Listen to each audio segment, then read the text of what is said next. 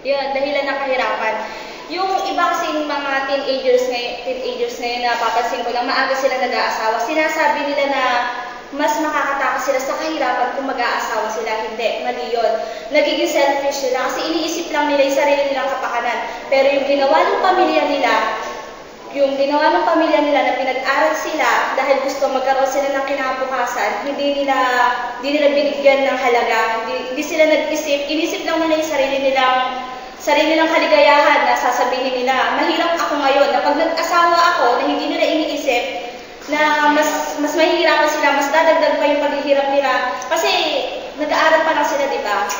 Hindi mo masasabi na kung mag-asawa na sila, kasi kung yung boyfriend niya nag-aaral, wala silang magiging trabaho. Kaya mas nagkakaroon ng yung kahirapan, isa sa bunga yun na nag-aasawa sila na maaga, sasabihin nila na yayaman sila ganon, hindi, mali yun. Nagiging selfish sila ganon, makasarili kapakanan yung iniisip nila.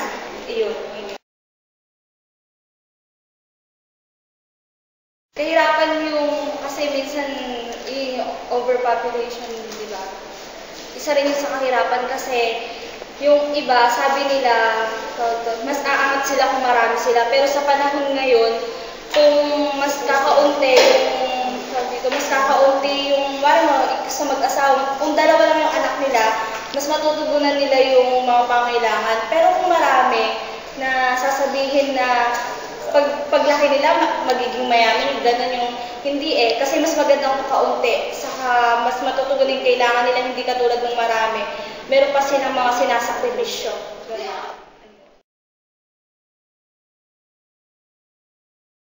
Ano ang dahilan ng kahirapan? Ang dahilan, yan, niniwala ako na, may dahilan yung kahirapan. So, kasi, ganito yan, kung may pinag-aralan yung isang tao, matalino siya, madiskarte, matyaga, hindi yan maghihirap Kasi alam mo kung bakit madaming mahirap ngayon? Kasi tamad tayo sa lahat. Tsaka wala tayong pagpupursige ng magkaroon tayo ng edukasyon.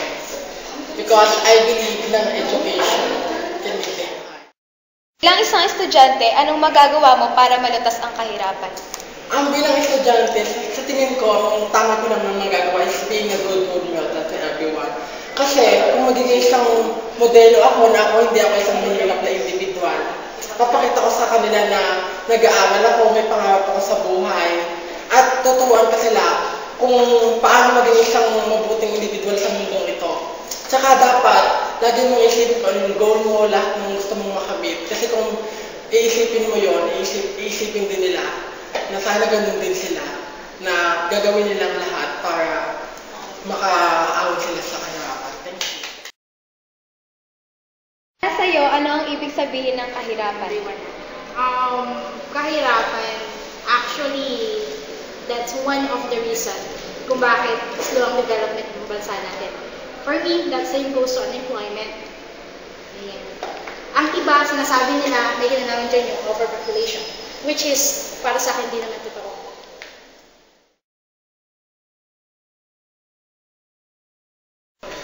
Kahirapan, siyam na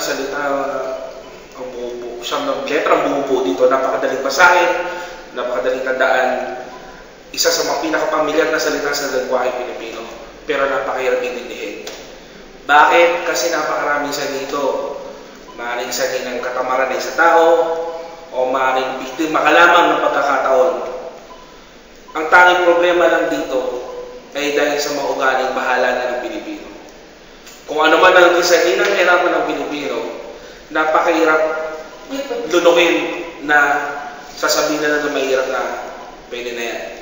Ibig sabihin na pwede na mag-rally para ipadaing sa gobyerno na mahirap sila.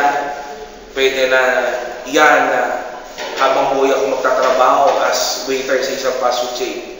Hindi ko sila hinahamak, ngunit kung hanggang doon lamang pangarap nila, hindi mabubura ang salitang kahirapan sa ating bokabularyo. Bilang isang estudyante, bilang isang membro ng kabataan, napakalaking kontribusyon ang bibigyan natin dito dahil tayo na mismo ang susunod na henerasyon. Wala nang iba kung hindi tayo.